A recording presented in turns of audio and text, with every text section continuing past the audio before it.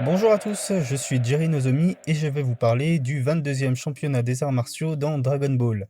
Dans l'ordre chronologique du manga, c'est donc le deuxième championnat, celui où l'on verra apparaître pour la première fois Tenshinhan et Chaozu. Pourquoi vous parler de ce tournoi en particulier? Parce que je pense que c'est le plus intéressant et je vais tenter de vous expliquer pourquoi.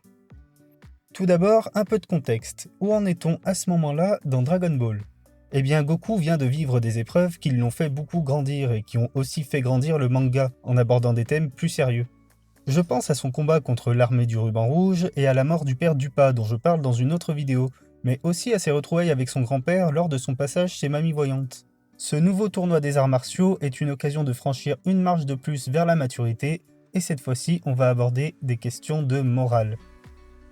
Après un entraînement seul de 3 ans, c'est un Goku plus mature que nous retrouvons.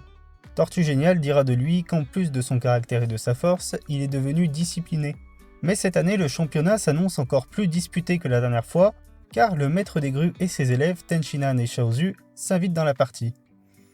Le maître des grues est le grand rival du maître des tortues, et en réalité dans ce tournoi, ce sont deux façons d'appréhender les arts martiaux qui vont s'affronter. Parce que les entraînements de Tortue Géniale, ce n'était pas seulement porter du lait et faire des travaux avec des carapaces de plus en plus lourdes, mais c'était surtout l'enseignement d'une philosophie. Les principes de l'école des tortues sont en gros, les arts martiaux doivent servir à purifier le corps et l'esprit, et l'on ne peut faire usage de la force que pour défendre les innocents. Les principes de l'école des grues, ce serait plutôt la victoire par tous les moyens, et n'hésite pas à écraser tes adversaires. Et c'est avec ces principes-là que Tenshinhan et Chaozu ont appris les arts martiaux sans jamais avoir de contre-exemple. D'ailleurs, Tenshinhan applique très bien ces principes dès le premier combat des phases finales qu'il oppose à Yamcha. Alors qu'il a déjà mis KO son adversaire, il n'en reste pas là.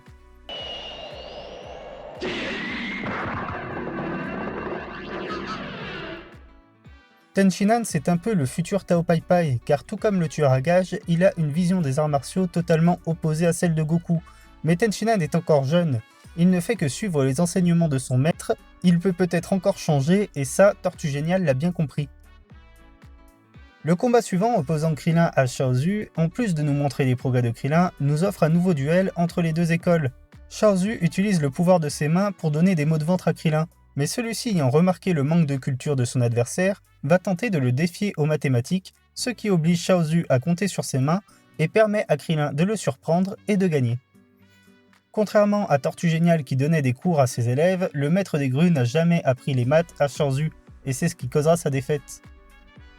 La première demi-finale oppose Jackie Chum à Tenshinhan, un combat très serré durant lequel Jackie Chum tentera de faire prendre conscience à son adversaire qu'il pourra utiliser ses capacités pour faire le bien.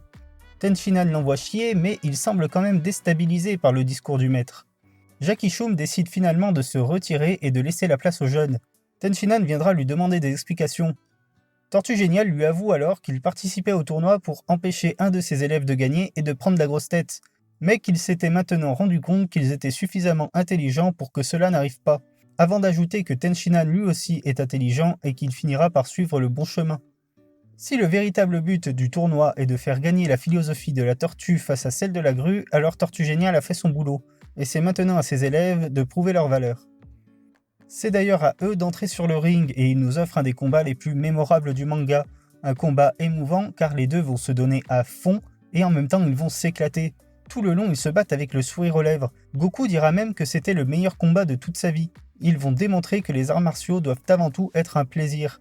De quoi faire des envieux du côté des élèves du maître des grues, car ceux-ci se sont toujours battus avec de la haine. Goku finit par remporter le duel et accède enfin à la finale. Le duel tant attendu peut commencer. Les deux rivaux ont une puissance et une ingéniosité équivalentes. Tenshinhan n'a pas l'habitude qu'on lui résiste et sa motivation va décupler. Le maître des grues ordonne alors à Chaozu d'utiliser son pouvoir pour déstabiliser Goku. Lorsque Tenshinhan s'en rend compte, il se rebelle enfin contre son maître. Il s'aperçoit qu'il veut se battre à la loyale et préfère perdre avec honneur que de gagner en trichant. Le maître des grues s'énerve et menace Chaozu de le tuer s'il lui désobéit.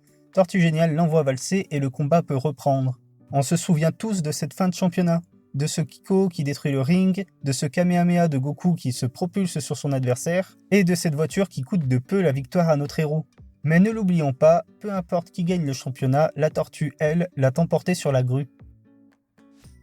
Tenshinhan aurait pu devenir le futur Tao Pai Pai, Mais notre héros, bien aidé par son maître, va réussir à le convertir à sa vision du monde et aura appris une autre façon de vaincre un ennemi, s'en faire un allié.